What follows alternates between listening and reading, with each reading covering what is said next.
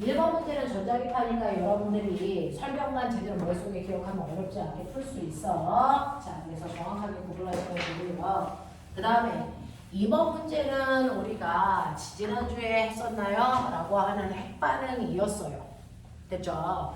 자, 실제로 핵이 반응할 때 핵융합 반응이 있고 핵 분열 반응이 있다. 그때 어떤 반응을 하더라도 핵 반응을 할 때는 반드시 질량이 감소한다. 질량이 감소한 만큼 뭐가 생긴다? 에너지가 생긴다. 이걸 질량 에너지 동등성이라고 한다. 라고 표현을 했어요. 자, 그래서 거기에 보시면 여러분들이 아시는 것처럼 이런 식으로 질량수가 2인 중수소가 있고요. 질량수가 3인 삼중수소가 있어요. 얘들 각각 불리는 명칭이 있어요. 그래서 우리가 얘기하는 수소라고 하는 건 질량수가 1인 하이만 수소라고 부르죠. 질량수가 2인 하이는 무골 중자 써서 중수소 이렇게 부르고요. 질량수가 3인 하이는 3배 무거워 그래서 삼중수소 이렇게 불러요. 자, 이렇게 두 개의 원자가 결합해서 하나의 원자를 만들기 때문에 여러 개의 원자가 결합해서 하나의 원자를 만드는 걸 우리가 핵융합 반응이냐 이렇게 얘기하잖아요. 그래서 헬륨이라고 하는 하나의 원자 핵을 만들어요. 자, 이 아이가 질량수가 3입니다. 됐죠? 자, 이런 아이가 만들어질 때 핵반응을 할 때도 규칙성은 있다. 절대로 변하지 않고 일정해야 되는 게 있고 그 다음에 변하는 게 있다. 그럼 변하지 않아야 되는 게 뭐다? 전하량의 합이 변하지 않아야 된다. 그래서 왼쪽의 전하량의 합과 오른쪽의 전하량의 합이 일정해야 된다라고 말씀드렸어요. 됐죠? 자, 그래서 여기에 또 다른 어떤 물질이 있어도 얘는 핵 전하량을 가지고 있으면 안 되니까 0입니다. 자, 그 다음에 두 번째 일정해야 되는 게 전하량 말고 뭐가 있습니까? 라고 하면 질량수가 일정해야 돼 라고 말씀드렸어요. 질량수는 위에 있는 것들입니다. 자, 위에 있는 값이 5니까 왼쪽에 반응이 끝나도 위에 있는 값들을 다 더한 값은 5가 돼야 되니까 얘는 2, 5에 이렇게 되는 거죠. 그래서 거기 빈자리에 들어가야 되는 게 뭡니까? 중성자라는 물질입니다. 그래서 근데 이러한 핵반응을 할 때 반드시 변하는 게 있다. 뭐가 바뀌냐? 어떤 유형의 핵반응을 하더라도 반드시 질량은 뭐합니까? 감소합니다. 이걸 다른 말로 질량의 결손이 일어나 라고 말씀드렸어요. 이 질량이 결손된 만큼 그래서 광속을 곱한 만큼이 이때 방출되는 에너지 값이야 라고 해서 여기에 에너지가 나와 이렇게 써져 있는 겁니다. 그래서 에너지가 방출한다는 거 질량이 감소했구나 라고 하는 거 인정하셔야 된다는 말이죠. 자, 이런 일들이 발생하는 핵반응을 했다라는 얘기입니다. 이게 지금 카이스트에서 연구하고 있는 그래서 인공태양이라고 하는 걸 만들겠다는 얘기입니다. 실제로 이 일은 태양의 중심에서 일어나고 있어요. 자, 그러면 이 중에서 기억 질량수가 2인 수소와 질량수가 3인 수소는 질량수가 같니? 말도 안 되는 수업이죠. 그래서 질량수는 다릅니다. 니은 기억은 중성자 들어가느니 당연합니다. 자, 스티븐 니은은 질량 결손에 의해서 발생한 에너지 값이니 당연한 거죠. 그래서 이런 것들은 선배들이 읽으면서 30초 만에 문제 읽으면서 바로 체크하면서 넘어갑니다. 됐죠? 이걸 고민할 이유가 전혀 없고요. 고민하는 순간 대학 못 갑니다. 1, 2번 정도 읽으면서 바로 체크하셔야 됩니다. 자, 그래서 핵반응이 이런 거였구나 라고 하는 것도 다시 한번 머릿속에 넣으시고요. 그 다음에 3번 문제는요. 원자 구조에 해당되는 얘기야. 요번에 여러분들은 아니지만 중학교 2학년 애들부터는 개편된 교과서로 배우는데 개편된 교과서에서 이 원자 구조는 화학에서 안 배우고 물리에서 배웁니다. 물리에서 합니다. 에너지 T에 대한 얘기. 자, 여러분들이 알고 있는 것처럼 모든 원자 속에는요. 원자 핵이 있습니다. 그 원자 핵 바깥쪽에 전자가 존재하는데 전자는 그래서 에너지가 다른 여러 겹의 전자 껍질 위에 존재한다고 생각하면 돼요. 보호의 개념입니다. 그 중에서 가장 안쪽부터 껍질 번호를 우리가 이렇게 매긴다면 윗껍질로 올라갈수록 에너지는 커지는 겁니다. 그래서 몇 번째 껍질에 전자가 있느냐에 따라 같은 전자라도 에너지의 값이 다 결정되어 있어요. 그래서 에너지가 양자화되어 있다 이렇게 표현합니다. 자, 윗껍질에 있는 전자일수가 에너지가 더 크게 갖는다라고 하는 겁니다. 그러니 전자가 아래 껍질에서 윗껍질로 올라가려면 그 크기 차이만큼의 에너지를 흡수해야 올라갈 수 있고요. 전자가 아래 껍질로 내려올 때는 에너지를 방출하면서 내려오는 거다. 됐습니까? 그 중에서 기억납니까? 전자가 몇 번째 껍질에 있던 상관없이 그 전자들이 첫 번째 껍질로 내려올 때 가장 많은 에너지를 방출했었어. 맞냐? 그 방출하는 광선이 뭐였니? 자외선이었죠. 이걸 발견한 사람이 누구니? 라이머. 됐어? 전자가 처음에 어디에 있던 상관없이 두 번째 껍질로 내려올 때가 두 번째로 큰 에너지를 방출하지. 뭐니? 가시광선이야. 됐어? 발모가 알아냈어? 전자가 어디 있던 상관없이 세 번째 껍질로 내려올 때가 세 번째로 큰 에너지를 방출하겠지? 이게 뭐니? 적외선이지. 됐어? 파시인이라는 사람이 발견했어. 됐어? 이렇게 얘기한단 말이야. 자, 그랬을 때 여러분들이 보시면 보의 수소 원자 모형에서 양자수라고 하는 전자 껍질에 따른 에너지의 크기를 나타낸 것이고요. 전자들이 이동하는 모습을 A부터 F까지 나타냈습니다. 나는 A부터 F까지에서 방출되는 빛의 스펙트럼을 파장에 따라 나타냈는데 오른쪽으로 갈수록 파장이 큰 거죠. 오른쪽으로 갈수록 4500 파장 커요. 왼쪽으로 갈수록 파장의 크기가 작아집니다. 300. 그러면 파장의 크기가 작다는 얘기는요, 에너지가 이쪽으로 갈수록 크겠네? 라는 얘기입니다. 맞죠? 네. 자, 그랬을 때 여러분들이 보시면 기억하고 니은이요라고 합니다. 기억은 이쪽에 있는 거고요. 니은은 이쪽에 있잖아요. 자, 그러니까 기억이 훨씬 더 에너지가 큰 애라고요. 자, 그럼 여기에 대한 설명으로 맞는 것을 찾아보세요 라고 했는데 이렇게 껍질을 이동할 때 방출되는 에너지의 크기 어디로 구한다? HF로 구한다. H는 플랑크 상수고요. 그 에너지의 크기에 맞는 진동수를 방출한다. 그래서 에너지가 크면 진동수가 많이 발생한다. 그래서 큰 애가 나온다 라는 얘기입니다. 자, 그 중에서 기억 볼게요. 방출된 빛의 파장은 A에서가 F에서보다 기니 라고 하는 파장을 물어보면 애들은 그래서 많이 틀립니다. 진동수가 아니고 파장을 물어보면 많이 틀립니다. 파장은 에너지가 작을수록 깁니다. 맞죠? 그러니 A와 B 중에서 A와 F 중에서 누구의 에너지가 더 크니? 라는 걸 묻는 거야. 에너지는 A가 커. 그러니까 파장은 A의 파장이 짧아. 이 얘기하는 거거든요. 그래서 기억은 틀렸다라고 하는 거고요. 니은 기억은 B에서 나타내는 스펙트럼 선이니라고 하는 겁니다.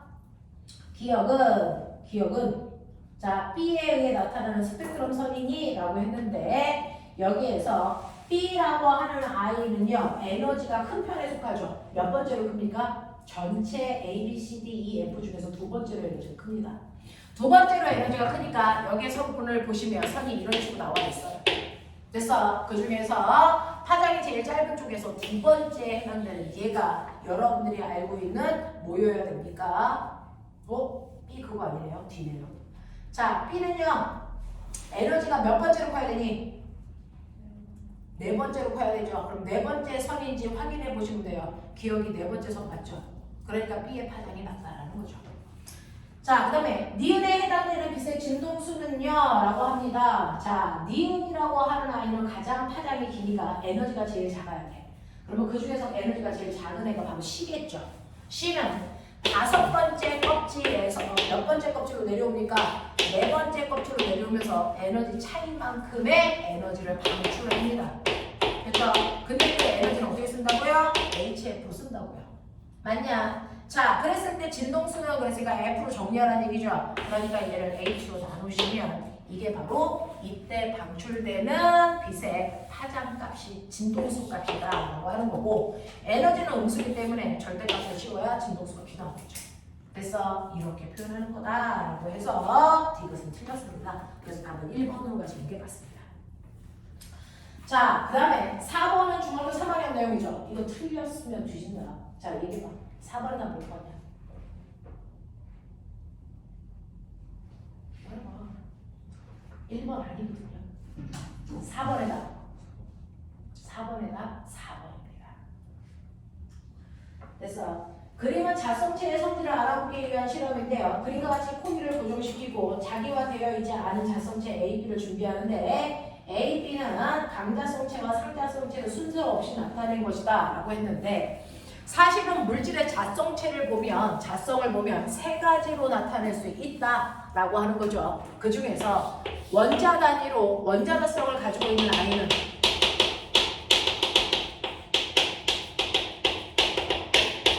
강자성체 아니면 상자성체다. 원자 자성이 없는 아이는 반드시 반자성체의 성질을 띈다. 기억나냐? 자, 이때 강자성체와 상자성체는 주변에 이렇게 영구자석을 놓으면 영구자석이 만든 자기장 방향과 같은 방향으로 자화되기 때문에 그래서 이쪽에 N극, 이쪽에 S극 이렇게 된단 말이죠. 그래서 물질과 자극 사이에는 반드시 인력이 작용하는 방향으로 자화됩니다. 그래서 이렇게 강자성체와 상자성체는 모두 다 인력이 생기는 방향으로 자화되고요. 반자성체는 거꾸로 자석과 첨력이 생기는 방향으로 자화되잖아요. 그렇죠? 그랬다가 자석을 치우면 어떻게 됩니까? 라고 하면 자석을 치우면 유일하게 강자성체만 자성을 유지하는 거고 그걸 뺀 나머지 상자성체와 반자성체는 자성을 잃어버려요 라고 하는 거예요. 그죠? 그 중에서 이 둘이 있대요. 그 중에서 어떤 애가 강자성체고 어떤 애가 상자성체인지는 자석을 대고 있을 때는 몰라. 자석을 띄워보면 돼요. 그래서 자석을 대고 있을 때 구별할 수 있는 방법은 자기력이 생깁니다. 강자성체가 더 자기력이 세게 생기거든요. 그 세기로 비교할 수밖에 없어요. 방향으로는 확인할 수가 없습니다. 됐죠? 자, 이렇게 해서 순서 없이 나타낸 것인데 바닥으로부터 같은 높이 H에서 AB를 각각 가만히 놓아 코일의 중심을 통과시켰을 때 바닥에 닿을 때까지 낙하 시간을 확인해 본다. 이때 AB를 강한 외부 자기장으로 자화시킨 후에 꺼내서 나와 같이 낙하시켰을 때 모습을 나타내는 거죠. 자, 자화시켰대. 자석을 주변에 갖다 댔다는 얘기죠. 그리고 나서 이 새끼를 꺼내면 강자성체는 그 자체가 자석입니다. 근데 상자성체는 자성이 없는 그냥 물질이야. 그래서 이거를 코일이 감겨져 있는 도체통을 통과시켜 어떤 일이 발생할까? 라고 하면 이게 중학교 3학년 내용이죠. 자석을 코일이 있는 도체통 속에 집어넣으면 무조건 이 도체통 속에 있는 자유존재는 자석의 움직임을 방해하는 방향으로 자기력을 만들어버려요. 그쵸? 그래서 이 자성을 가지고 있는 애는 밖으로 밀어내는 자석의 운동을 방해하는 자기력을 받기 때문에 같은 높이를 떨어지더라도 시간이 많이 걸린다. 근데 자성이 없는 애를 떨어뜨리면 자기력이 생기지 않기 때문에 거의 자연낙하하는 거죠. 됐어? 그래서 떨어질 때 시간이 오래 걸리는 아이가 강자성체, 떨어질 때 시간이 조금밖에 안 걸리는 아이가 자성을 가지고 있지 않은 상자성체구나 라고 하는 걸 구별할 수 있네요. 그런 얘기 물어본 거야. 자, 그랬을 때 A의 낙하 시간은 나에서와 다에서가 같습니다 라고 했고요. 그 다음에 B의 낙하 시간은요 라고 했습니다. 뭐 이런 얘기 하는 거죠. 자, 그럼 여기에 대한 설명을 맞는 것을 찾아보세요 라고 했는데, 자, 여기에 대한 설명으로 맞는 것을 찾아보세요 라고 했는데 보면 네가 볼 때 A하고 B 중에서 누가 강자성체니? 누가 강자성체니? B가 강자성체예요. 왜? 코일이 있는 곳이나 없는 곳이나 떨어지는 속도가 똑같기 때문에 그렇습니다.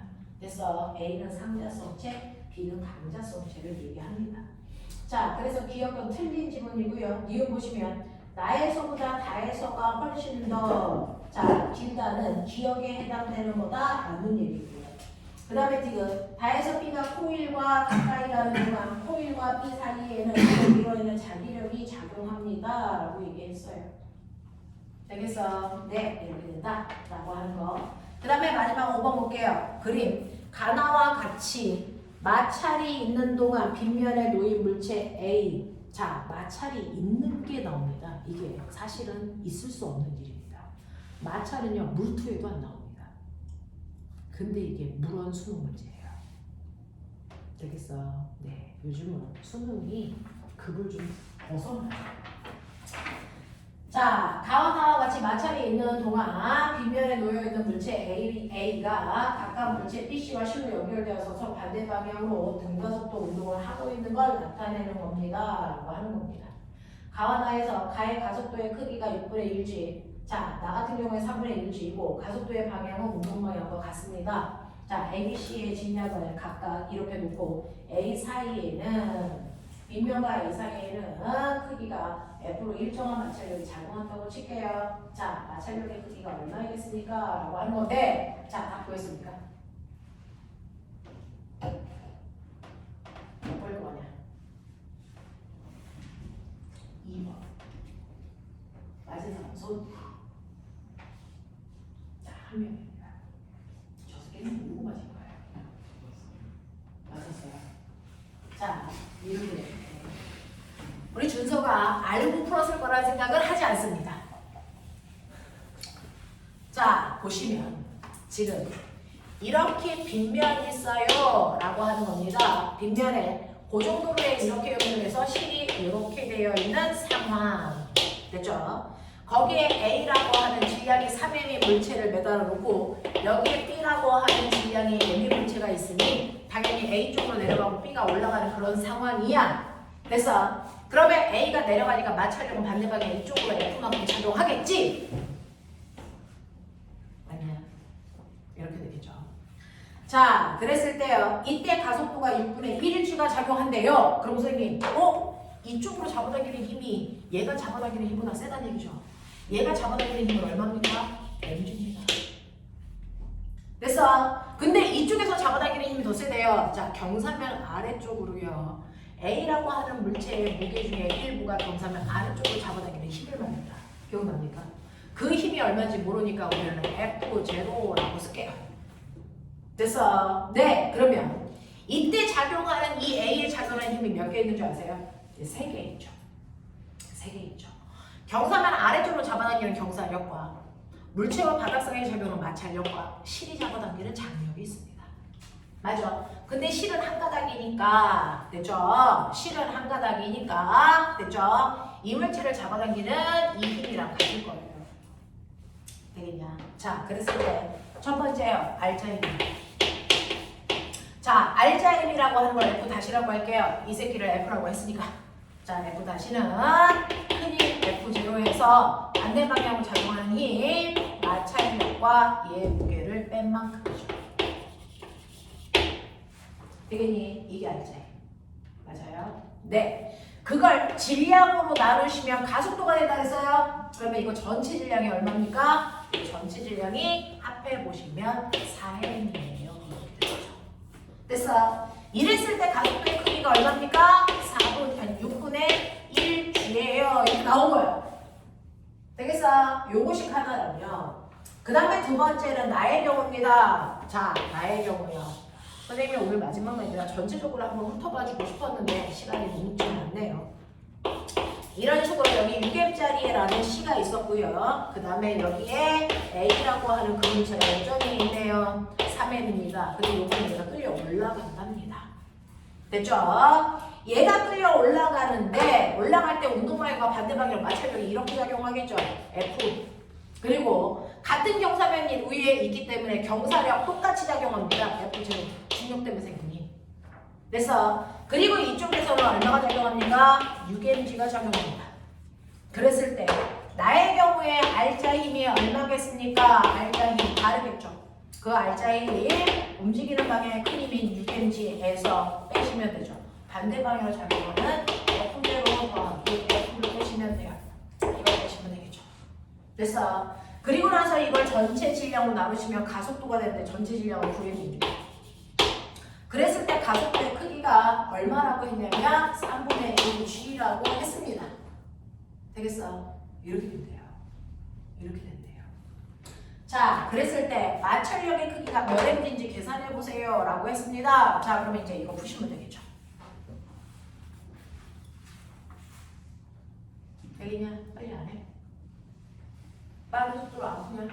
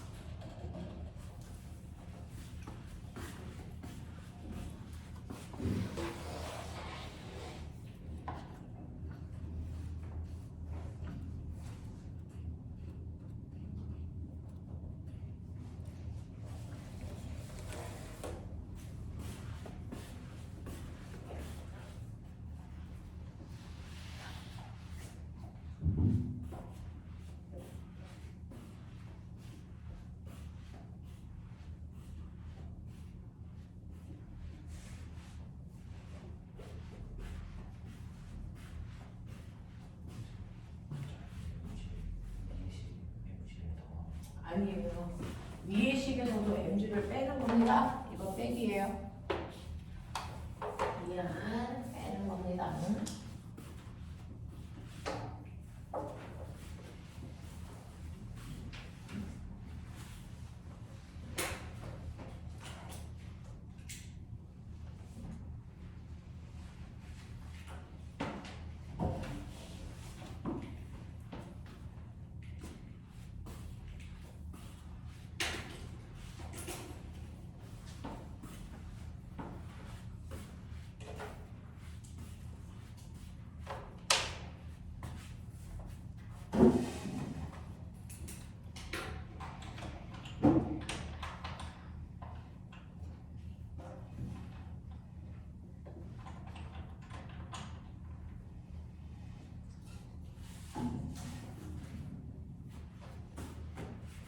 그러면 우리가 오늘 3분의 2 mg가 나오나 확인? 마이너스 같으면 네? 마이너스 3분의 2mg 나오면 마이너스 3분의 2mg가 나와요? 그거는 이제 방향의 문제니까 크기만 물어봤으니까 상관은 없는데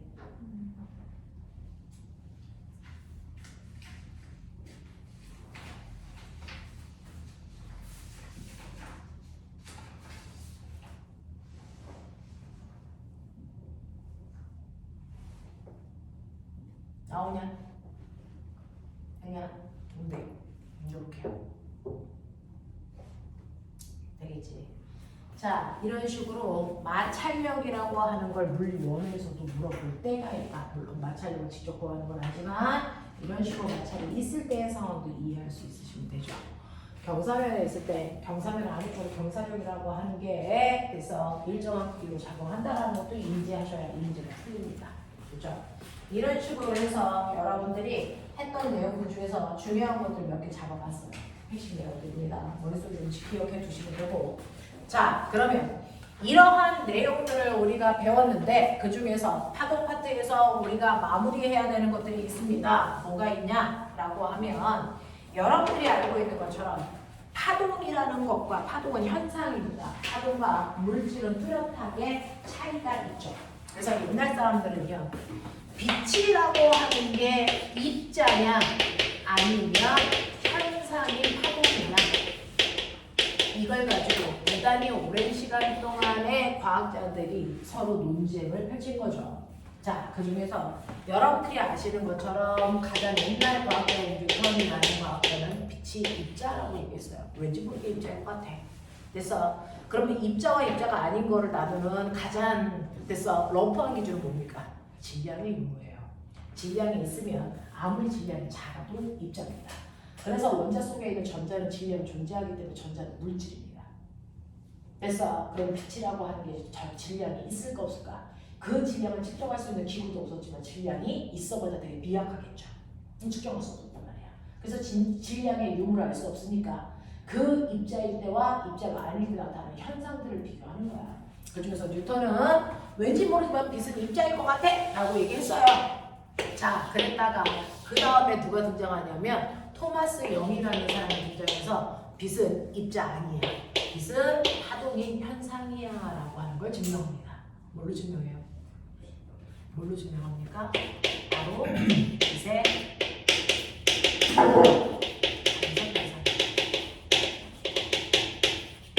간섭을 얼마나 머릿속에 이해하고 있니?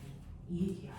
그래서 간섭이라는 거를 통해서 빛은 파동이야 라고 하는 걸 증명했어요.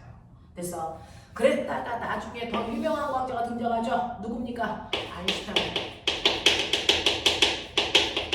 아인슈타인이라는 사람은 빛은 파동 아닌데? 입자인데? 라고 하는 걸 증명해요. 그래서 왜? 입자여야만 나타나는 현상이 나타나기 때문이죠. 그래서 그걸 뭘로 실험했니? 이걸 뭘로 실험했니?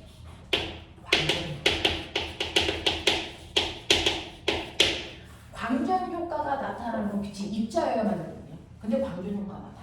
빛은 입자네. 아닙니다. 그러면 얼마 전까지 빛이 파동이었는데 입자네. 그럼 빛의 성질이 바뀐 거야? 아니요. 라고 하는 거죠. 그래서 빛의 성질이 바뀐 게 아니고요. 빛은 이 두 가지 성질을 동시에 가지고 있다라는 겁니다. 그래서 그걸 우리는 빛의 뭐라고 한다? 이중성이라고 합니다. 되겠어? 이 빛의 이중성이라고 하는 거, 빛은 어떨 때는 파동성, 어떨 때는 입자성을 갖는다. 그래서 두 가지 성질 다 가져. 이걸 이중성이라고 합니다. 그래서 선생님은 여자입니다. 그래서 보편적으로 여성성을 가지고 있죠. 이게 웃긴 얘기는 아니잖아. 그래서 보편적으로 선생님은 여성성을 가지고 있는데 특정한 순간에 뭐가 등장합니까? 남성성이 들어가요. 그래서 특정한 순간에만 남성성이 드러난다고 해서 내가 남자는 아니잖아. 됐죠? 그럼 나 물어볼게요. 빛은 그럼 결론은 파동이라는 거야, 입자라는 거야? 빛은 파동입니다. 그러니 보편적으로 파동성이 나타납니다. 그래서 그때 특정한 순간에만 입자성이 등장한다는 얘기죠. 알겠어? 이 얘기야. 빛은 보편적으로 파동입니다. 빛은 원래 파동입니다. 질량을 가지고 있지 않아요. 그래서 빛은 파동인데, 그래서 보편적으로 파동성을 가지고 있는데 특정한 순간에만 입자성을 갖게 되거든요. 그 특정한 순간을 실험한 게 바로 아인슈타인이라는 얘기입니다. 그래서 그런 빛의 파동성을 어떻게 알았어? 그리고 그 특정한 순간은 언제인데 입자성이 어떻게 등장한 거야? 라고 하는 얘기를 하겠다는 겁니다. 이게 파동의 후반부야. 현대물이라고 합니다.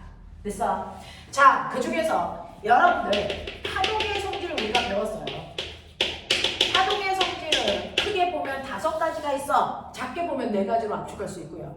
그 중에서 아까 설명한 직진성이라는 게 있고, 그 다음에 반사라는 게 있고, 3번째 굴절이라는 게 있고, 그 다음에 4번째 회절이라는 게 있고, 5번째 간섭이라는 게 존재합니다.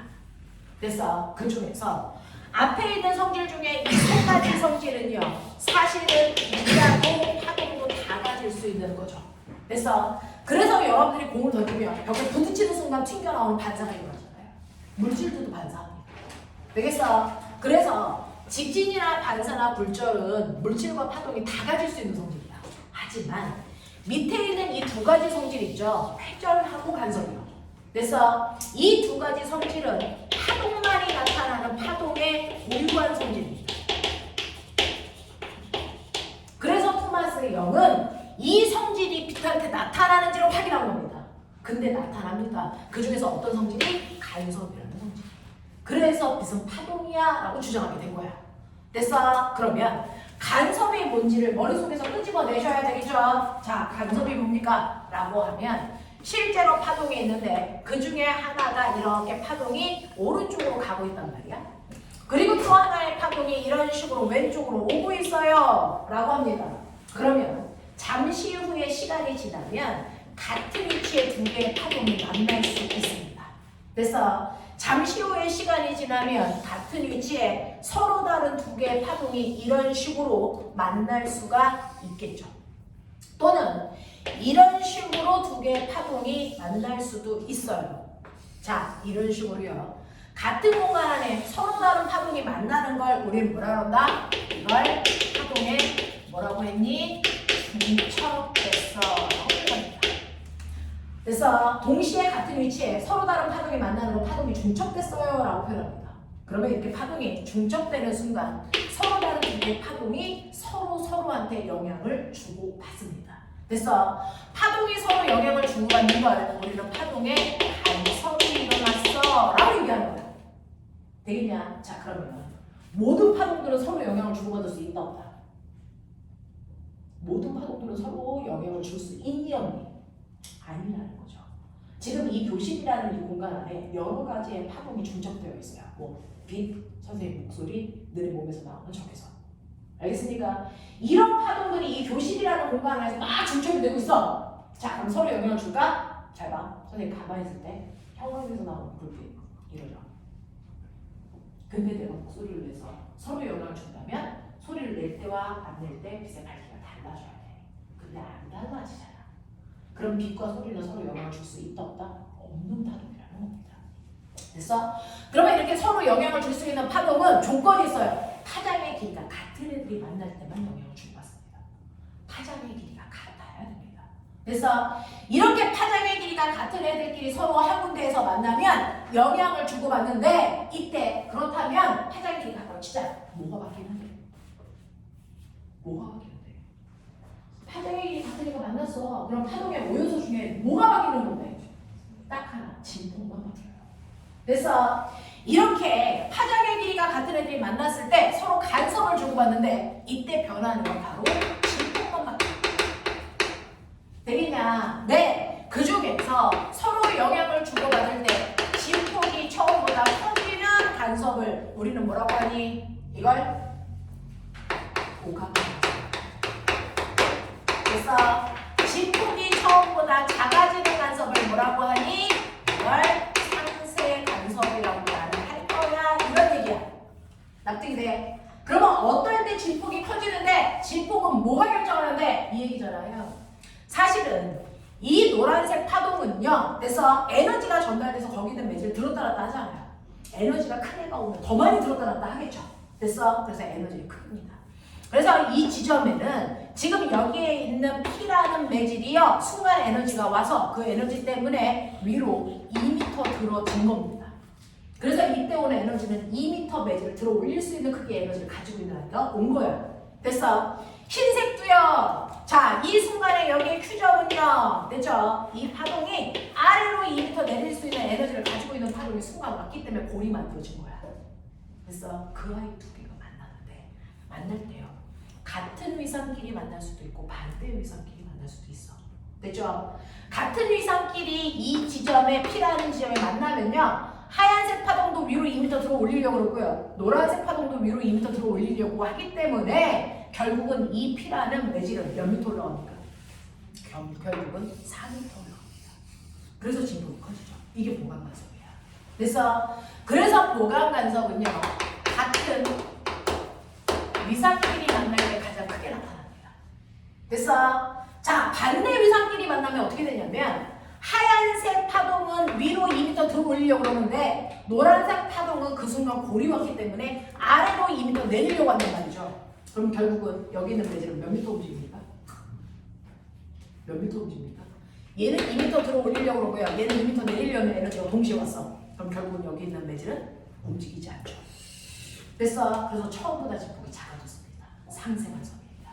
이 상세간섭이 가장 뚜렷하게 보일 때가 반대 위상인 아이들끼리 만났을 때입니다. 납득합니까? 이렇게 되는 거야. 그래서 진폭의 크기 변화를 통해서 오늘 상세간섭이 일어났다. 그 다음에 보강간섭이 일어났다. 이렇게 얘기합니다. 그래서 만나는 그 순간 진폭이 바뀌는 그런 간섭이 일어날 때 간섭을 하고 나서 이 파동이 서로 헤어져요. 헤어지면 진폭은 원래 모습으로 돌아갑니까? 아니면 변형된 진폭을 유지합니까? 원래 진폭으로 돌아갑니다. 헤어지고 나면. 그래서 파동은 서로 만났을 때만 진폭이 바뀌고요. 얘네들이 헤어지고 나면 원래의 진폭으로 돌아가는 걸 이걸 파동의 우리는 뭐라고 한다? 독립성이라고 합니다. 이런 성질을 가지고 있는 파동이야. 이러한 파동이 만났을 때요. 만약에 소리라고 하는 아이가 보강 간섭을 해서 진폭이 커졌어. 그럼 너 알아? 중학교 때 봤지? 소리의 3요소.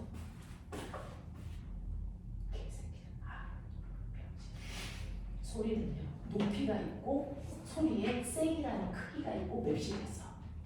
맞아? 그 중에서 소리의 높낮이를 결정하는 게 뭐냐? 파동의 요소 중에서 진동수입니다. 그래서 우리가 도라고 할 때 기본 도가 있고 한 옥타브 위에 도가 있고 한 옥타브 더 위에 도가 있어. 자, 그랬을 때 기본 도의 진동수를 F라고 치자. 한 옥타브 위의 도는 진동수가 더 크겠죠. 얼마? 무조건 한 옥타브 위의 소리는 2배의 진동수를 가진 거예요. 그래서 얘는 얘에 비해서 2의 비의 진동수를 갖습니다. 만약 그게 한 옥타브 관계의 소리 차이야. 자, 그럼 얘는요. 얘에 비해서 다시 2배의 진동수를 가져야 됩니다. 그러니까 얘는 얼마야 된다? 4F여야 된다. 이런 얘기야. 납득합니까? 그래서 진동수가 커지면 소리의 높이가 커지는 거예요. 그러면 소리의 세기는요? 소리의 크기. 세기야.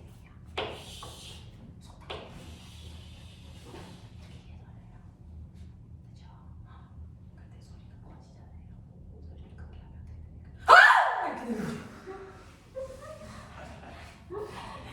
그래서 내가 그 소리를 내면 내가 막 비가 나와 이렇게 하잖아. 진폭이 커져. 이 진폭이야 진폭. 소리의 세기야 진폭이야. 병신이 알고 있었잖아. 그래서 이런 얘기죠. 자, 그래서 이 진폭의 변화가 생기면 소리는 소리의 크기의 변화가 생겨요. 그래서 진폭이 커지면 소리가 커지는 소리가 나고요. 그래서 보강간섭이 일어나면 상쇄간섭이 일어나면 소리의 크기가 작아요. 이걸 극단적으로 일으키면 어떻게 됩니까? 소리를 없앨 수 있죠. 그게 바로 노이즈 캔슬링입니다. 그래서 노이즈 캔슬링은 역방향의 위상을 발생시켜서 진폭을 0으로 만드는 거야. 되겠니? 네, 이게 바로 노이즈 캔슬링의 원리입니다. 그래서 상쇄간섭을 이용한 거다라고 하는 거. 자, 그런가 하면 빛은 어떻습니까? 빛은요, 진동수가 색깔을 결정해요. 빛의 삼원색 불러. 빨 거기까지 가라. 아이고. 됐어. 그 중에서 파란색 쪽으로 가서 에너지가 커요. 그래서 얘가 진동수가 큰 거죠. 그래서 색깔은 됐죠. 진동수에 의해 결정되는 거고요. 그래서 진폭에 의해 결정되는 건 뭘까요? 빛의 밝기. 됐어. 빛의 밝기. 그래서 보강간섭이 일어나는 지점은 더 빨리 와버려요. 상쇄간섭이 일어나는 지점은요, 진폭이 작아지기 때문에 어둡게. 됐어. 그래서 밝았다 어두웠다 밝았다 어두웠다 이게 반복되는 걸 우리가 간섭무늬라고 얘기하죠. 되겠냐? 네, 이런 성질을 가지고 있거든요. 자, 그렇다면 이렇게 빛이 파동이라는 걸 설명하기 위해서 파동이 가지고 있는 고유한 성질은 간섭을 이용해서 실험하면 좋겠다. 이 생각을 한 게 토마스 영이거든요. 간섭이 나타나면 빛은 파동이야. 간섭이 안 나타나면 빛은 입자라는 거죠. 됐어? 네. 그래서 간섭 실험을 하는데 그 간섭 실험에서 우리가 눈에 보이게끔 할 수 있는 대표적인 게 뭐가 있냐면요. 스피커를 켜놓고 소리의 크기 변화를 측정해도 되지만 토마스 영이 했던 실험은 됐어. 뭡니까? 토마스 영은 이중수리 실험을 했고요. 그거 하기 전에 물결을 만들었어요. 이렇게 수조가 있습니다. 수조에 물이 이렇게 들어있겠죠. 이렇게 들어있으면 이 두 군데에다가 여러분들 손가락을 집어서 탕 물결을 일으켜요. 됐죠? S1에서 물결을 일으키면 물결이 이렇게 퍼져나갑니다. S2에서도 물결을 일으키면 여기서도 이렇게 퍼져나가면서 서로 다른 곳에서 만들어진 두 개의 파동이 특정한 곳에서 만나겠죠.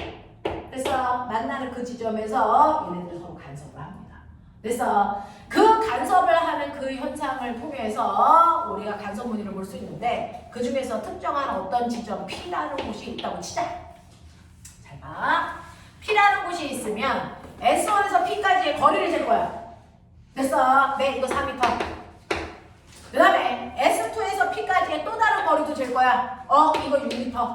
이렇게 하죠. 됐어. 그래서 S1에서 P까지의 거리, S2에서 P까지의 거리를 재서요. 그 거리의 차를 구합니다. 그 거리의 차를 구합니다. 그 거리의 차이를 이 사람은 뭐라고 했다? 델타라고 쓰고 경로차라고 읽어요. 경로차를 구합니다. 그래서 그러면 얘는 경로차가 얼마야? 이거 4고 이거 6이니까 2m죠. 됐어? 경로차가 2m가 생겼네? 그 2m가 중요한 게 아니고요. 이 2m라고 하는 그 거리가 지금 여기서 발생한 파장의 몇 배야 이게 중요한 겁니다. 됐어? 만약에 경로차가 없는 경로차를 구했는데 이것도 4, 이것도 4, 경로차가 0이야. 그 경로차가 없는 곳에서는 반드시 보강간섭이 됐어? 경로차가요. 여기서 발생한 파장이 그래서 2m짜리 파장을 만들었는데 경로차가 2야. 오? 그럼 얘는 한 파장만큼 차이가 있네? 거기 반드시 보강간섭이 일어나지. 맞냐? 자, 경로차가 두 파장에 해당되는 값이야. 여기 보강간섭이 일어나. 세 파장 떨어진 곳이야. 거기도 보강간섭이 일어나. 그래서 보강간섭은 파장 길이의 정수배인 곳은 반드시 보강간섭이 일어난다는 걸 알아낸 사람이야. 됐어? 그러면 보강과 보강 사이에 뭐가 일어납니까? 상쇄가 일어나죠. 그러면 상쇄가 일어나는 지점은 어디야? 보강과 보강의 저 가운데니까 얼마? 됐어? 보강과 보강의 정확하게 가운데 지점에 상쇄가 일어난다는 거 알아냈어? 거기가 어디야? 이번에 상단과 이거야. 됐어? 보강과 보강 사이에 정확하게 가운데 여기 상쇄 일어나겠네? 거기가 얼마? 2분의 5분의 지점이라는 얘기죠. 되겠어? 자, 이렇게 경로차만 보면 그 지점에서 보강이 일어날지 상쇄가 일어날지를 알 수 있어. 되겠냐? 자, 이렇게 보강과 상쇄가 일어나는 지점에 일반식을 만든 사람도 토마스 영인데요. 보강이 일어나는 지점에 일반식이 뭡니까? 그거 알죠? 2분의 람다의 2m. 이게 보강 간섭이 일어나는 지점의 일반식이야. 그때 m은요 0부터 1, 2, 3 이렇게 자연수로 봐. 그 중에서 첫 번째 보강 간섭이 일어나는 지점은 m자리에 0 집어넣은 거. 그래서 얼마? 경로차가 0인 지점이라는 뜻입니다. 그래서 두 번째 보강 간섭이 일어나는 지점은 m의 두 번째 숫자 집어넣으면 돼요. 1. 그러면 경로차가 얼마이고? 남다이고. 됐어. 그래서 보강 간섭이 일어날 수 있는 경로차를 계산한 일반식을 만들어냈어요. 됐어. 네. 상쇄 간섭이 일어나는 일반식도 만들어내. 해봐. 해봐. 얼마일 것 같아? 어떻게 하면 될 것 같아? 상쇄 간섭이 일어나는 일반식 2분의 람다의 2m 플러스 1이고요. m은 똑같이 0부터 4에서 순서대로예요. 그 중에서 첫 번째 상쇄 간섭이 일어나는 지점은 m자리에 0 집어넣었을 때죠. 그러니까 얼마입니까? 2분의 람다의 지점이야. 되겠어? 두 번째 상쇄 간섭이 일어나는 지점은 두 번째 m에 해당되는 숫자 1 집어넣었을 때죠. 2분의 3람다라고요. 됐어? 네. 그래서 어떤 특정한 곳에서요 간섭이 일어날 때, 파동이 만나서 간섭이 일어날 때 거기서 보강이 일어날지 상쇄가 일어날지 실험하지 않아도 경로차만으로 무슨 간섭이 일어날지 확인할 수 있다. 근데 선생님 저거 정말이에요? 라고 하면 자 내가 S1이라고 하는 곳에서요 파동을 발생시켜요 이렇게 가겠죠. 됐어? 그러면 경로차가 없는 곳에 S2가 있다면 보강 간섭이 일어나. 경로차가 없다는 얘기는 S1과 S2가 같은 파원이라는 얘기야. 같은 지점이야. 그러면 여기서 똑같은 파동을 일으키면 당연히 보강 간섭. 맞아? 그러면 한 파장 차이라면 S2가 여기에 있는 게 아니고 한 파장 나가서 여기에 S2가 있다고 생각하면 돼. 됐어? 여기서 진동을 발생시켜도 이렇게 가잖아. 같은 위상끼리 만나. 보강이야. 이 남다 앞에 S2가 있다고 쳐도 여기서 파동을 만들어도 보강 간섭이죠. 그럼 상쇄 간섭. S2가요 한 파장이나 두 파장 앞에 아니고 반 파장 앞에 S2가 있다고 쳐. 그러면 여기서 S2가 파동을 만들면 이렇게 만들겠죠. 뭐가 됩니까? 상쇄가 돼요. 됐어? 네. 2분의 람다가 아니고 2분의 3람다인 곳에 S2가 있다고 쳐봐. 자, 2분의 3람다면 여기에 S2가 있는 거야. 맞냐? 그러면 여기서 파동을 발생시켜도 반대 위상일 수밖에 없어. 그러니까 상쇄가 돼요. 무슨 말인지 알아? 그래서 두 개의 경로차가 얼마나 났는지 그 경로차가 파장의 몇 배인지만 보면 상쇄가 일어나는 지점인지 보강이 일어나는 지점인지 알 수 있다. 됐어? 그러면 이걸 빛을 가지고 해봐야지? 뭐 이런 얘기야. 자, 토마스 영이 살았던 시대에 광원장치는 뭐가 있을까요? 우리는 광원장치, 형광등도 있고 LED도 있어요. 토마스 영이 살았던 시대에 광원장치는 양초입니다. 양초. 그래서 토마스 영이 양초 가지고 실험했어요. 이렇게 초를 켜요. 빛이 나오겠죠? 됐죠? 근데 이 초에서 나오는 빛은요 파장이 2일에도 나오고 3일에도 나오고 4일에도 나와요. 여러 개의 파장이 동시에 나와요. 그럼 파장이 섞이면 간섭 실험을 정확하게 할 수 없거든요. 그 중에서 하나의 파장만을 걸러내야 됩니다. 하나의 파장만을 걸러내기 위해서 뭘 씁니까? 단일 슬릿이라고 하는 하나의 틈만 있는 슬릿을 쓴단 말이죠. 그래서 이 단일 슬릿을 통해 하나의 파장만이 통과합니다. 그러면 내가 통과시킨 파장의 길이가 2m라고 치자. 2m인 라인만 걸러낸 거야. 됐어? 그러면 2m인 라인만 걸러주면 여기에서 걸러진 파동이 바로 이 틈을 통해서 회절하겠죠. 됐어? 회절해서 여기서 빛이 이렇게 꺾여서 퍼져나갑니다. 퍼져나가는 앞에 요번에는 틈이 두 개가 뚫려있는 저기나 차리냐? 이중슬릿을 뚫어놓을게요. 이중슬릿을 뚫어놨을 때 여기에 있는 이 구멍을 S1, 여기에 있는 구멍을 S2라고 하자. 알겠어? 자, 그랬을 때 S1을 통과한 빛이 또 하나의 파원이 돼서 빛이 회절하면서 이렇게 퍼져나가겠죠. S2를 빠져나온 빛도 여기를 하나의 파원으로 해서 빛이 회절해서 이렇게 퍼져나가겠죠. 그래서 파장의 길이는 같지만 서로 다른 두 개의 파동이 특정한 지점에서 만난 간섭이 일어납니다. 됐죠? 그랬을 때 그 특정한 지점이 여기야. 여기에서 S1으로부터 S2까지의 경로차를 재니까 여기가 람다야. 그럼 여기 보강이 일어나겠죠. 맞아. 네. 자, 특정한 지점 여기야. 얘는 S1부터 여기까지, S2에 여기까지 봤더니 경도차가 0이 지점이야. 여기도 보강이겠죠. 근데 요 사이 정확하게 가운데.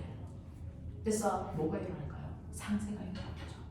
되겠어? 그래서 이렇게 벽면에다가 빛을 만나는 스크린을 설치하면 그 스크린 지점에 보강과 상세가 반복되면서 빛의 밝기가 달라지는 걸 볼 수 있어요. 그래서 밝은 부분, 어두운 부분, 밝은 부분, 어두운 부분, 밝은 부분, 어두운 부분이 반복해서 나타납니다. 이걸 우리는 뭐라고 한다? 빛의 간섭무늬라고 한다. 그래서 이렇게 빛의 간섭무늬가 생기는 걸 통해서 빛은 입자 아니네, 빛은 파동이네 라고 하는 걸 설명한 사람이 토마스 영이야. 맞아.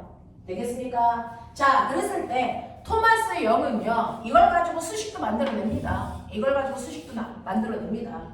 요 두 슬릿 사이의 간격을 D라고 하고 이중 슬릿과 스크린 사이의 거리를 RL이라고 하고, 됐어? 네. 그리고 이 중심으로부터 떨어져 있는 이 거리를 X라고 했을 때, 됐어? 얘들 사이의 관계식을 통해서 지금 여기서 나온 빛의 파장의 길이도 알 수 있는 수식을 세우는 거죠. 그 수식으로 계산하는 건 물투명입니다. 여러분들은 단지 간섭무늬가 생겨 이 정도만 기억하면 되는 거죠. 되겠어? 자, 이 간섭이라는 현상을 통해서 빛이 파동이라는 걸 알아냈다. 이게 토마스 영이다. 하겠니? 여기까지 되겠습니까? 이 간섭이라는 현상 때문에 나타나는 게요. 여러분 가끔가다 주유소에 가면 주유소 바닥에 기름이 흐르죠. 그 기름이 흐르는 곳을 잘 보시면 뭐가 생깁니까? 기름에 무지개띠가 생기죠. 됐어? 이게 빛의 간섭 때문에 나타나는 현상들이고요. 됐어? 여러분 종이돈 있어요? 지폐. 그 지폐 보면 뒤에 숫자가 이렇게 써져 있는데 빛 밑에 가서 이렇게 움직이면 이렇게 홀로그램 색깔이 달라집니다. 이것도 빛의 간섭 때문이고요. 그 다음에 나 아까 이름 들었었는데 영화 이름 아바타. 왜? 아바타에 나오는 사람 얼굴 색깔이죠. 그게 모로포다의 그 나비의 날개 색깔을 따서 만든 색깔이랍니다. 초록색. 그래서 근데 그 모로포 라이브를 진짜로 잡으면 날개 색깔이 회색입니다. 근데 그 날개에 있는 무늬 때문에 간섭무늬가 생기거든요. 그것 때문에 그래서 빛이 간섭한다. 빛이 막 섞인다고. 그것 때문에 날개 색깔 초록색으로 보이는 착각이 일어나요. 원래는 회색입니다. 그래서 이런 것들이 나타난다. 자, 그래서 이렇게 빛이 간섭하는 걸 통해서요, 됐죠? 빛이 파동이라는 걸 알아낸 사람이 토마스 영. 그래서 이 실험을 통해서 빼박입니다. 아, 빛은 파동이야. 됐어? 라고 하는 걸 사람들이 믿게 됐다라는 얘기입니다. 자, 그랬다가 오랜 시간이 지나 아인슈타인이 등장하겠죠. 자, 아인슈타인이 등장해서 광전 효과를 실험합니다. 자, 여기에 금속 덩어리가 있어요. 이 새끼 불이에요. 불이라고 하는 금속인데 금속들은 자유롭게 움직일 수 있는 자유전자들이 천지인 아니잖아요. 이렇게 자유전자들이 두글두글 있습니다. 하지만 이 자유롭게 움직일 수 있는 전자도 금속 속에서 탈출은 쉽게 할 수 없어요. 왜? 모든 원자 속에는 원자핵이 있고 그 원자핵이 전자를 잡아당기는 전기력이 작용하기 때문에 탈출할 수 없습니다. 그래서 예를 들어서 불이라고 하는 원자핵이 전자를 잡아당길 수 있는 에너지가 10이라고 치자. 그럼 적어도 이걸 탈출하기 위해서는 이 전자가 10보다 더 큰 에너지를 흡수해야만 이걸 끊고 탈출하겠죠. 무슨 말인지 알겠습니까? 자, 그때 금속에서 전자가 탈출하는 걸 나트륨에서 전자 하나를 들어서 나트륨 양이온이 있어요. 이때 전자 하나가 탈출해요. 이 얘기잖아요. 그래서 양이온 대립이 전자가 탈출합니다. 그러면 전자가 탈출했다는 걸 화학적으로 설명하면 됩니다.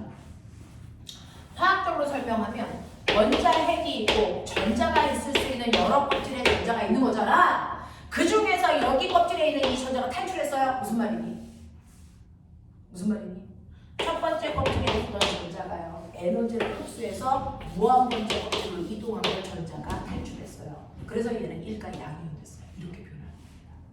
그래서 그러면 아래 껍질에 있던 아이가 무한 번째 껍질로 이동하기 위해서는 껍질과 껍질 사이에 해당되는 에너지만큼 흡수해야만 올라갈 수 있어요. 그냥 못 가는 거예요. 됐죠? 그러면 윗껍질로 올라갈 수 있는 에너지를 흡수해야 되는데 아인슈타인은 그 에너지를 뭘로 준 겁니까? 저기서 오는 비에너지를 준 겁니다. 이걸 준 거야. 그래서 비에너지 먹고 전자가 탈출하게끔 하는 겁니다. 됐어? 자, 근데 빛은요 특정한 순간에만 입자의 성질을 띈다 그랬죠? 그 특정한 순간이 언제일까요? 언제 빛은 입자성이 드러나? 언제? 나는 너희들이 숙제 안 해오거나 지각할 때 남성성이 드러나고 이런 것처럼 어떤 특정한 순간이 있겠죠. 그 순간에 입자성이 드러나요. 빛은 언제? 다른 물질과 부딪힐 때. 됐어. 빛이 가다가 다른 물질이랑 충돌하는 그 순간 입자성이 드러나요. 입자성이 드러나요. 됐어. 입자성이 드러나는데 그 빛이 입자가 될 때가 언제냐면 빛이 오다가 다른 물질이랑 충돌하는 이 순간에 빛은 입자성을 갖게 된다. 그러면 입자성을 갖게 되는 그 빛의 입자, 그 충돌하는 그 순간은 빛이 마치 여러 개의 입자로 만들어진 물질처럼 행동한단 말이야. 그 빛의 입자 하나하나를 우리 뭐라 합니까? 이걸 빛광자, 입자, 작자, 그래서 광자라고 하는 거예요.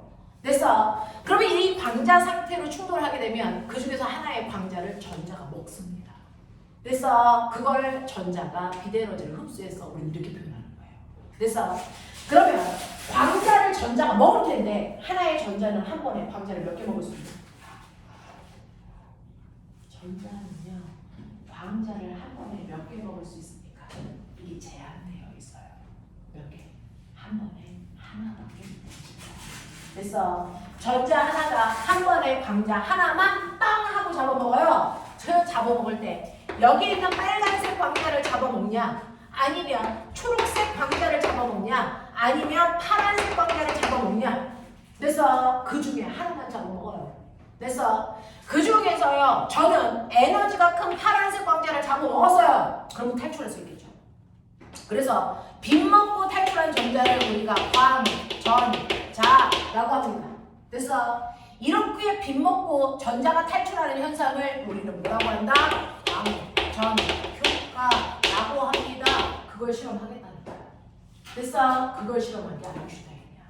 되겠죠? 자, 그러면 이런 식으로요. 빛 에너지를 이용해서 전자가 탈출하는 광전 효과를 실험한 겁니다.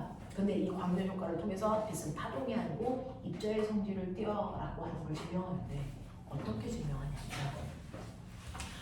광전 효과가 뭔 줄 알아도 그게 왜 빛의 입자를 증명하는 현상이야? 이게 얘기가 안 되면 배울 이유가 없는 거거든요.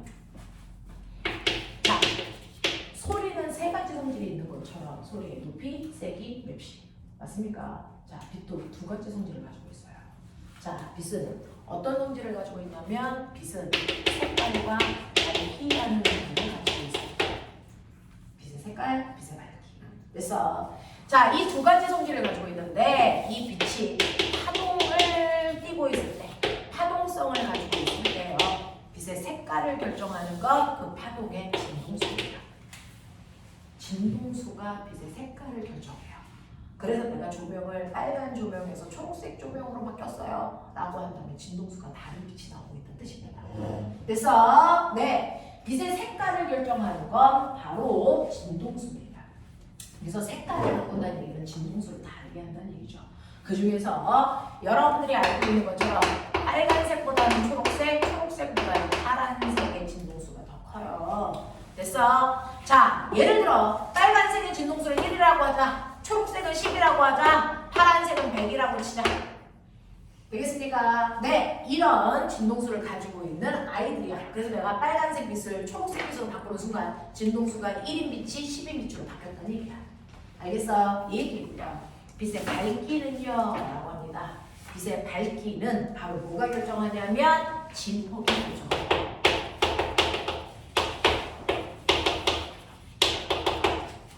그래서 결정하는 인자가 달라. 인자가 달라.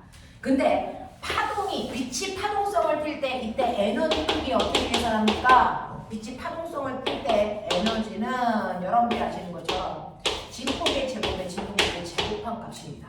그러니까 진동수를 크게 해도 빛의 에너지는 커지는 거고요. 그래서 진폭을 크게 해도 빛의 에너지가 커지는 거야. 둘 중에 뭘 조절해도 에너지의 크기를 조절할 수 있다고요. 되겠어? 네. 자, 그런가 하면 여러분들이 알고 있는 것처럼 빛이 입자라면 입자성을 띌 때도 됐어. 빛이 입자로 바뀌어도 색깔도 가지고 있고 밝기도 가지고 있어. 그럼 빛의 색깔은요? 네, 빛이 입자성을 띌 때도 여전히 밝습니다. 결합하를 결정합니다.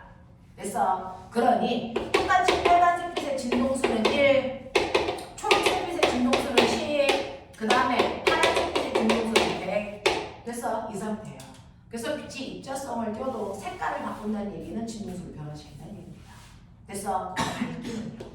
지금 형광등을 하나 킬 때보다 여기 형광등이 엄청나게 많이 있거든요. 됐어? 그래서 형광등을 많이 키면 여기가 훨씬 더 밝아집니다.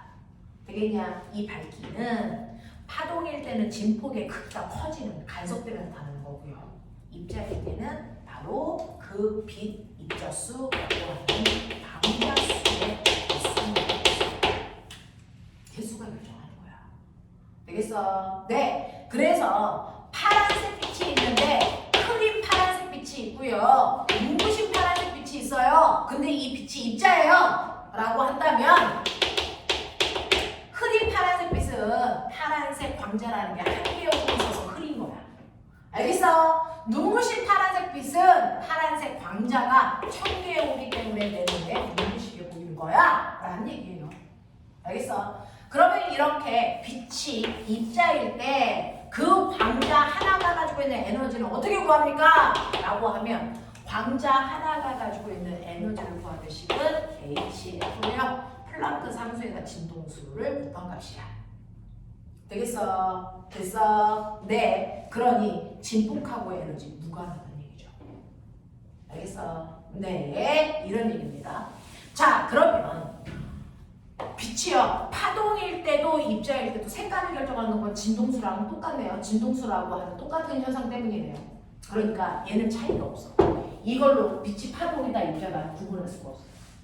그럼 빛이 파동인지 입자인지를 구분하는 방법은 밝기 조절하는 겁니다. 밝기를 조절했을 때 에너지의 크기가 같이 변해? 그럼 파동이라는 얘기야. 알겠냐? 알겠냐? 네. 밝기를 변화시켜도 에너지의 크기가 변화가 없어. 광자 하나가 가지고 있는 에너지의 크기가 밝기하고 상관이 없어.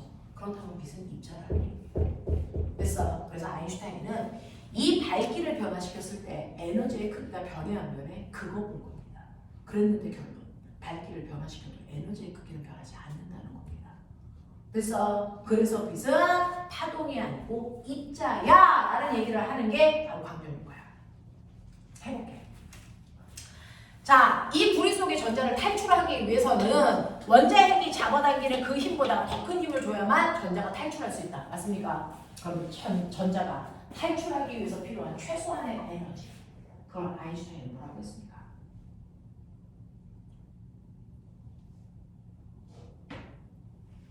전자가 그 속에서 탈출하기 위한 최소한의 에너지. 내가 궁금한데 이 파트를 하셨어? 전에 물리 배울 때? 했어? 했는데 모르는 거지. 그치? 전자가 이렇게 금속 상태에서 탈출하기 위해서 필요한 최소한의 에너지를 워크 펑션 이람수라고 해요. 됐어. 금속마다 양성자의 개수가 다 다르고요. 전자의 위치가 다 다르니까 그 전자들이 탈출하기 위해서 필요한 최소한의 에너지 값이 다 다릅니다. 됐어. 자, 이 구리에서 전자가 탈출하기 위해서 필요한 최소한의 에너지 이람수를 20이라고 잡자. 구리는. 됐죠? 이 얘기입니다. 그러면 20 이상의 에너지를 흡수해야만 탈출할 수 있어요. 20보다 작은 에너지를 가지고 있는 광자를 먹으면 탈출 못해요. 이런 얘기야. 되겠어? 그러면 빛이 저기서 막 오는데요. 빨간색 빛도 오고요. 초록색 빛도 오고요. 파란색 빛도 오는데 빨간색 빛은 진동수가 작아. 그러니까 에너지도 적겠죠. 됐어. 빨간색 빛의 진동수를 1이라고 하자. 초록색 빛은 10이라고 하자. 파란색 빛은 진동수를 100이라고 하자. 플랑크 상수는 상수니까 그냥 1로 하자. 되겠어? 그렇게 해보자. 그렇다면 빨간색 빛 입자 하나가 가지고 있는 에너지는 1이야. 자, 초록색 광자 하나가 가지고 있는 에너지는 10이야. 파란색 광자 하나가 가지고 있는 에너지는 100입니다. 그렇죠? 자, 이러한 에너지가 쭉 오다가 금속이랑 빵 하고 부딪히는 순간 빨간색 광자 1000개, 초록색 광자 1000개, 파란색 광자 1000개가 되는 거야. 알겠어? 자, 이런 식으로 해서 3,000개의 광자가 와도 여기는 전자 하나는 그중 한 개의 광자만 먹을 수 있어. 그러면 이 새끼가 어떤 광자를 먹었을까 이거죠. 됐어? 얘가 만약에 초록색 광자 하나를 쭉 먹었다고 치자. 에너지 10짜리 먹었네. 그러면 이거 먹고 전자를 탈출할 수 있니 없니? 없어요. 왜? 탈출하기 위해서 필요한 최소한의 에너지가 20이니까. 맞아. 그러니까 초록색 빛을 먹은 광자는 탈출할 수 없죠. 방전 효과가 안 나타나. 무슨 말인지 알겠어? 근데 여기 있는 전자는 파란색 빛을 가지고 있는 광자를 먹었어. 파란색 빛을 가지고 있는 광자는 에너지가 100이야.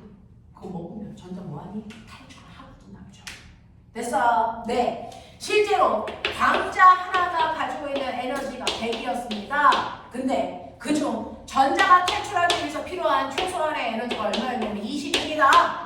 그러니까 100을 먹고 그 중에서 20만큼 탈출했어. 그럼 나머지 에너지 얼마 나오니? 80이 남죠. 근데 에너지는 보존돼야 되잖아. 그럼 그 80이라는 에너지는 탈출한 후에 전자가 갖는 전자의 운동 에너지가 됩니다. 그래서 그 운동 에너지를 가지고 전자들이 막 움직여서 퍼져나가는 겁니다. 됐죠? 라고 하는 20을 갖는 게 아인슈타인. 이게 방전 효과의 방정식입니다. 되겠어? 자, 그래 놓고 아인슈타인은요, 이걸 운동 에너지와 관련된 식으로 정리한 거야. 그래서 그럼 운동 에너지는 광자가 가지고 있는 에너지에서 이런 수만큼을 뺀 거고요.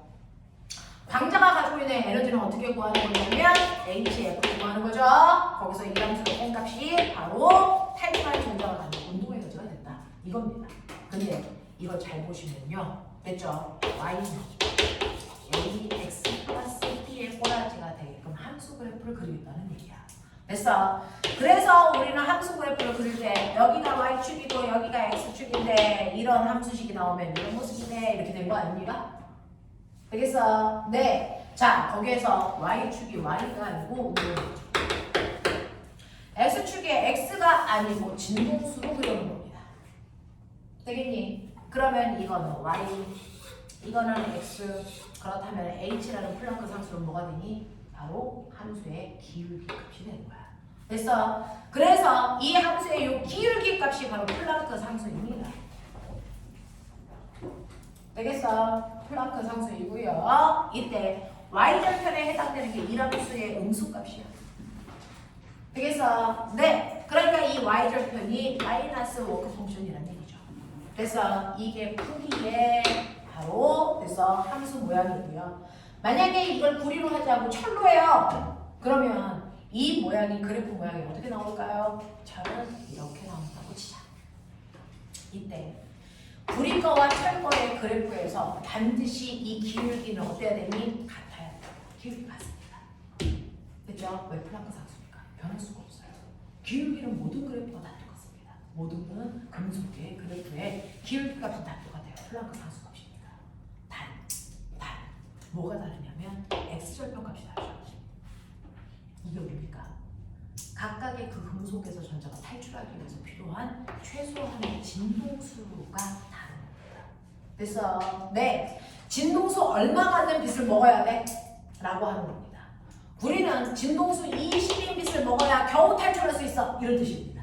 근데 철이 그 탈출하기 위해서는 더 큰 진동수를 가지고 있는 빛을 먹어야 돼. 진동수 30짜리를 먹어야지 탈출할 수 있어. 라는 얘기입니다. 되겠어? 자, 그래서 이 X절편에 있는 이 진동수 값은요, 그 금속에서 전자가 탈출하기 위해서 필요한 최소한의 진동수를 갖는 값입니다. 그래서 최소한의 진동수 값입니다. 이거를 보면 문법 진동수 또는 한계의 진동수. 그러니까 구리가 탈출하기 위해서는 적어도 광자가 갖는 진동수가 20보다 커야 된다. 그래서 20보다 큰 진동수를 갖는 빛을 먹을 때만 탈출해. 그러니까 이거 먹어봤자 탈출 안 해. 이거 먹어봤자 안 해. 이거 먹으면 탈출해. 그런 뜻이야. 되겠어? 철에서 전자가 탈출하기 위해서는 광자가 적어도 30 이상의 진동수를 가지고 있어야 돼. 그런 뜻입니다. 그래서 그 탈출하기 위해서 갖는 광자의 에너지의 크기를 결정하는 진동수 값이 얼마여야 되는지를 보여주는 겁니다. 무슨 말인지 알겠어? 자, 근데 이 빛은 실선이 아니고 정선으로 그리셔야 됩니다. 왜요? 실제로 진동수가 20보다 커야 되는데 20보다 작으면 그래서 작은 빛을 먹어봤자 전자는 탈출하지 않습니다. 그러니까 운동 에너지를 가질 수 없죠. 됐죠? 그래서 아래는 점성 그래프로 그립니다. 이게 아인슈타인이 그린 광전효과 그래프입니다. 되겠냐? 그래서 어떤 금속의 이람수 그래프를 그려도 기울기 값은 똑같아야 된다. 왜? 플랑크 상수니까. 그리고 이때 x절편이 바로 탈출하기 위해서 광자가 가져야 되는 최소한의 진동수를 얘기한다. 알겠냐? 얘 관계식은 이런 모습을 띈다라는 얘기입니다. 되겠어? 되겠어? 자, 근데 이게 이제 물투에 가면 더 자세히 나오는데 여러분들이 이런 수준으로 정리를 해봐드리면 그러면 이거 가지고 얘가 빛이 입자라는 걸 어떻게 실험했어요? 라고 하면 실제로요. 초록색 빛을 쏘이니까 광자가 안 탈출해. 그래서 전자가 탈출하지 않아. 근데 파란색 빛을 쏘이니까 거기서 전자가 탈출을 해. 맞아? 자, 근데 만약에 빛이 파동이라면 그래서 자, 초록색 빛을 쏘이니까 전자가 탈출 못하는 건 초록색 빛이 에너지가 충분하지 않기 때문이잖아. 그러면 에너지를 충분하게 하려면 그래서 내 에너지의 크기를 변화시켜주면 되겠죠. 에너지의 크기를 변화시킬 수 있는 방법은 두 가지야. 색깔을 변화시키거나 아니면 밝기를 조절하거나. 그래서 어떤 걸 조절해도 둘 다 에너지의 크기를 변화시킬 수 있단 말이야. 그러니까 얘는 아인슈타인은 색깔은 고정시켜놓고 밝기만 변화시켜보겠다는 거야. 되겠니? 지금은요 초록색 빛을 쏘였는데 흐린 초록색 빛이네. 그러니까 얘가 에너지가 작아서 전자가 탈출 안 했나봐. 그러면 나는 더 큰 에너지를 주기 위해서 초록색은 초록색인데 눈부신 초록색 빛을 쏘일게. 됐어? 그래서 밝기가 밝아지면 파동일 때는 에너지가 커지니까 더 큰 에너지를 준 빛을 내가 준 게 맞는 거야. 그럼 그거 먹고 탈출해야 돼. 됐어? 그래서 여기에다가 구리에다가 초록색 빛을 쏘이는데 점점 밝기를 밝게 하면서 쏘이는 거야. 그럼 파동이라면 언젠가는 에너지가 커져서 전자를 탈출시키는 순간이 생기겠지. 그래서 점점 밝기를 밝게 계속 밝게 했는데 됐어. 아무리 밝게 해도 전자가 탈출하지 않는다는 거죠. 됐어. 그렇다면 이때 빛은 파동성을 띠고 있지 않다라는 거야. 밝기에 따라 에너지의 변화가 없으니까. 되겠어? 자, 거꾸로 얘기하자. 파란색 빛을 먹은 전자는 탈출을 했단 말이야. 됐죠? 파란색 빛을 쏘이니까 전자가 탈출했어. 파란색 빛은 에너지가 충분한 거다. 됐어? 이런 얘기잖아. 근데 그러면 그 파란색 빛도 에너지를 줄일 수 있잖아. 파동이라면 어떻게 해? 밝기를 감소시키는 거야. 그거 해볼게. 이 얘기야. 그래서 눈부신 파란색 빛을 쏘이니까 전자들이 막 탈출을 해. 그래서 나는 얘 밝기를 점점 줄여 흐린 파란색 빛으로 바꿔볼게. 이런 얘기야. 점점 밝기를 줄여. 그럼 에너지가 감소해야 되잖아. 파동이니까. 그러면 에너지가 감소하다 보면 어느 순간에 전자를 탈출시킬 수 없는 에너지를 가질 수도 있단 말이야. 파란색이라도. 됐어? 그래서 전자가 탈출하지 않지 않을까? 라고 했는데 아무리 파란색 빛의 밝기를 줄이더라도 전자는 언제나 탈출해. 그러니까 밝기는 에너지의 크기를 결정할 수 없다라는 거지.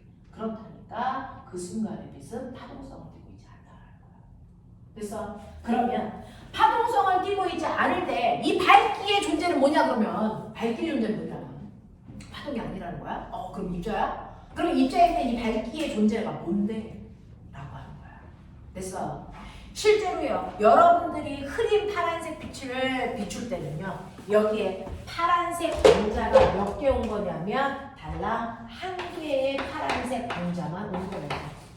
그러니까 광자가 하나밖에 없으니까 흐린 파란색 빛으로 보이지만 이 파란색 광자 하나가 가지고 있는 에너지는 얼마냐면 100이야. 그러니까 이거를 먹은 전자가 탈출할 수 있는 거야. 근데 전자 몇 개 탈출해? 한 개만 탈출해. 왜? 광자가 하나 왔으니까. 됐죠? 눈부신 파란색 빛을 쏘이지 않은 얘기야. 눈부신 파란색 빛. 눈부신 파란색 빛이라는 건 뭘까? 파란색 광자가 오는데 한 개가 아니고 1000개가 오는 거야.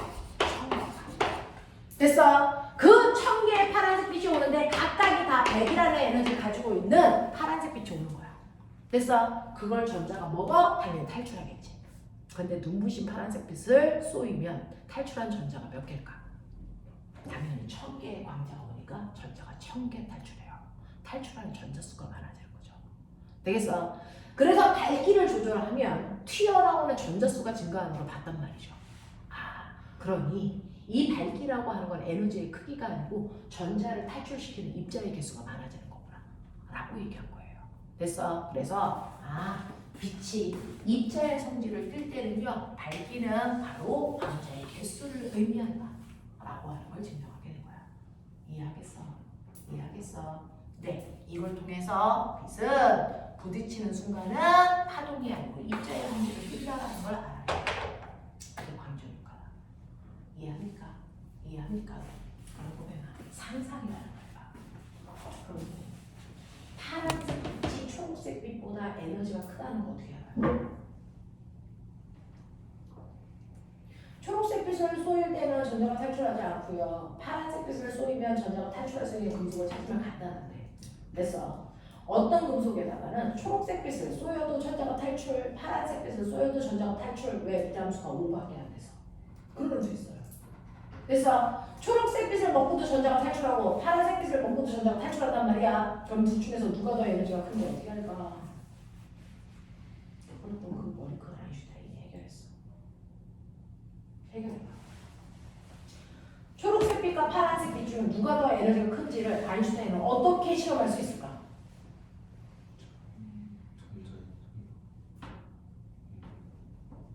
전자의 속력을 실제로 잘 측정할 수 있을까? 그걸 측정하면 가장 좋아. 그죠? 근데 그걸 측정하기가 쉽지가 않아. 그러면 그걸 측정할 수 있는 다른 실험을 만들어야 되는 거야. 이 새끼가 했어.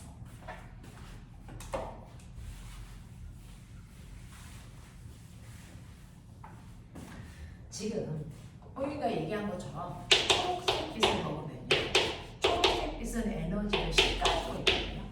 근데 어떤 금속은 탈출하기 위해서 필요한 이람수의 크기가 5라고 치자. 그러면 10의 에너지를 가지고 있는 초록색 빛을 먹어도 당연히 탈출합니다. 탈출하는데 5만큼의 에너지를 쓰고 탈출하는데 전자가 가지고 운동 에너지를 냅니다. 5라는 에너지를 가지고 전자가 탈출하는 방열효과가 나타나. 됐어?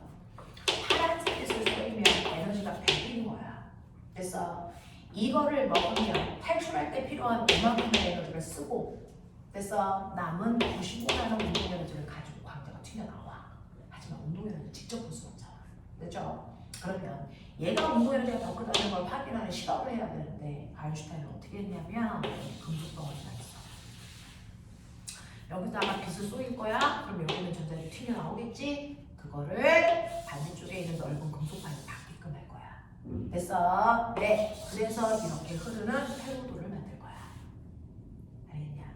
원래 전선이 끊어지면 전자는 움직일 수 없어. 근데 운동 에너지를 가지고 있는 애가 튕겨 나오는 거기 때문에 끊어진 전선을 올려올 수 있어. 알겠냐? 이때 전자가 잘 튕겨 나올 수 있게끔 전압을 걸어주면 그건 순방향 전압이겠지. 그럼 어떻게 걸어주면 돼? 여기서 전자가 튕겨 나올 때 이쪽으로 잘 오게 여기에 플러스가 걸면 되지. 이쪽에서 잘 밀어주게 마이너스가 걸면 되지. 됐어? 그래서 이렇게 걸면 이거 순방향 전압이야. 맞냐? 오케이. 근데 우리 아인슈타인은 거꾸로 보는 거지. 애새끼랑 성격이 안 좋아. 이렇게 걸겠대. 역방향 전압을 걸겠대. 생각해봐. 여기에 마이너스, 여기에 플러스 이렇게 걸린다는 거야. 그러면 빗 먹고 전자가 드디어 자유야! 하고 튀겨 나왔는데 여기 있는 금속판이 오지마 이 새끼야! 하고 밀어. 여기에 있는 금속 덩어리 가지마! 하고 당겨. 그래서 이 상황을 만들겠다는 거야. 이 상황을 만들어. 됐어? 근데 전자가 튕겨나올 때 운동에너지를 갖기 때문에 웬만하게 방해를 해도 전자는 운동에너지에 의해서 튕겨나가. 건너가. 됐어? 건너간단 말이야.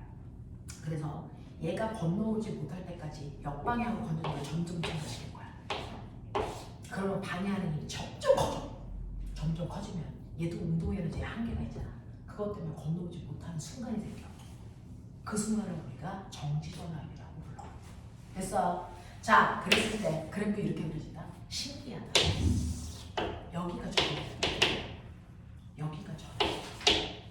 여기가 원점일 때요. 여기는 플러스 전압이 걸려. 플러스 1V, 플러스 2V, 플러스 3V 뭐 이런 식으로. 근데 원점 바깥쪽은요. 마이너스 전압이 걸려. 마이너스 1V, 마이너스 2V, 마이너스 3V. 이거 무슨 뜻이야? 왜 볼트에 플러스와 마이너스가 얘는 순방향 전압을 걸었다.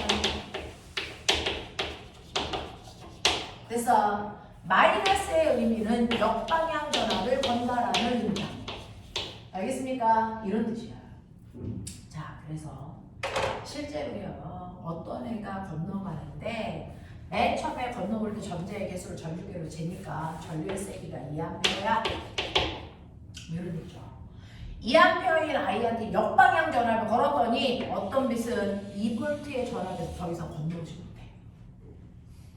됐어. 그러면 얘는 딱 2V만큼의 에너지를, 운동 에너지를 갖고 튀겨나간다는 거야. 무슨 말인지 알아? 자, 그 다음에 어떤 애는요, 똑같이 2A의 전류가 흘러. 전자가 튀겨나갔어. 2A만큼 전자가 튀겨나간다는 뜻이야. 됐어. 걔네들이 건너오지 못하게 역방향을 걸었는데 요번에는 역방향 전압이 훨씬 커. 3V야.